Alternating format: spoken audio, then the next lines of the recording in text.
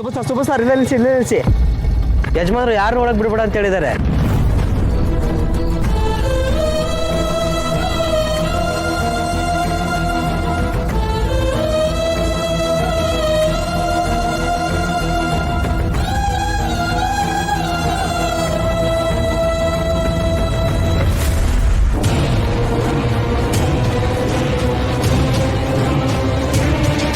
ಯಜಮಾನ್ರೆ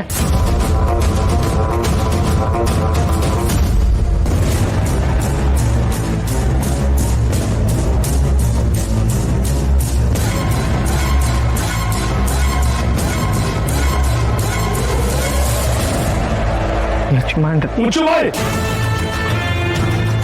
ಇನ್ಮೇಲೆ ಯಾವತ್ತು ನಿನ್ ಬಾಯಿಂದ ಹಾಕಿ ಕರಿಬೇಡ.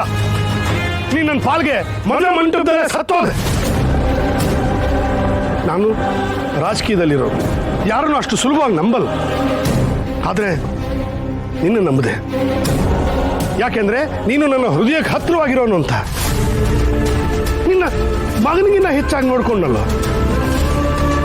ನನ್ನ ಬೆನ್ನಿಂದನೇ ಇರೋ ಬಂಟ ಅನ್ಕೊಂಡೆ. ಆದ್ರೆ ನನ್ನ ಬೆನ್ನಿಗೆ ಚೂರಿ ಆಗ್ತೀಯ ಅಂತ ಅನ್ಕೊಂಡಿರ್ಲಿಲ್ಲ. ಮುಂದೆ ಒಂದು ಚೂರು ಸುಳಿವು ಕೊಡ್ಲಿಲ್ವಲ್ಲ, ಹಾಗೆ ನಾಟಕ ಆಡ್ಬಿಟ್ಟೆ. ಅವತ್ತು ಯಾರೋ ನನ್ನ ಗುಂಡಿಟ್ಟು ಕೊಲ್ಲಕ್ಕೆ ಪ್ರಯತ್ನ ಪಟ್ಟರು. ಅವ್ರು ಯಾರು ಅಂತಾನೆ ಗೊತ್ತಾಗ್ಲಿಲ್ಲ. ರಾಜಕೀಯದಲ್ಲಿ ಶತ್ರುಗಳು ಇರ್ತಾರೆ ಅಂತ ಸುಮ್ಮನಾಗ್ಬಿಟ್ಟೆ. ಆದ್ರೆ ಶತ್ರುಗಳು ರಾಜಕೀಯದಲ್ಲಿಲ್ಲ, ನಿಯತ್ತಿನ ನಾಟಕ ಆಡ್ಕೊಂಡು ನಮ್ಮ ಜೊತೆಗೆ ಇರ್ತಾರೆ ಅಂತ ಈಗ ಗೊತ್ತಾಯ್ತು. ಅವತ್ತು ನನ್ನ ಎದೆ ಗುರಿ ಇಟ್ನಲ್ಲ, ಅವನಿಗಿಂತ ನೀನು ಕ್ರೂರಿಯಾಗಿ ಕಾಣಿಸ್ತಾ ಇದೆಯಾ ಕಣ. ದುಡ್ಡಿಗೆ ಆಸೆ ಪಟ್ಟು ಯಾರೋ ಎದೆ ಗುರಿ ಇಟ್ಟ. ಆದ್ರೆ ನೀನು ಜೊತೆಗೆ ಇದ್ಕೊಂಡು ನನ್ನ ನಂಬಿಕೆನ ಕಾಲಲ್ಲಿ ತುಳಿದು ನನ್ನ ಎದೆಗೆ ಗಾಯ ಮಾಡ್ಬಿಟ್ಟೆ. ನಿನ್ನ ನಂಬುದ್ನಲ್ಲ, ಅದಕ್ಕೆ ನನ್ನ ಬಗ್ಗೆ ನನಗೆ ಅಸಹ್ಯ ಅನಿಸ್ತಾ ಇದೆ. ಅಯ್ಯೋ ಯಜಮಾನ್ರೆ, ನಿಮ್ಮ ಕೈ ಮುಗಿತೀನಿ, ನಿಮ್ಮ ಕಾಲ್ಗೂ ಬಿಡ್ತೀನಿ ಯಜಮಾನ್ರೆ. ದಯವಿಟ್ಟು ಆ ಥರ ಎಲ್ಲ ಮಾತಾಡ್ಬೇಡಿ ಯಜಮಾನ್ರೆ. ನನ್ನಿಂದ ನಿಮ್ಗೆ ನೋವಾಗಿದೆ ಅಂತ ನನಗೆ ಗೊತ್ತು ಯಜಮಾನ್ರೆ. ಅದಕ್ಕೆ ನೀವು ಏನು ಶಿಕ್ಷೆ ಕೊಟ್ಟರು ಅನುಭವಿಸ್ತೀನಿ.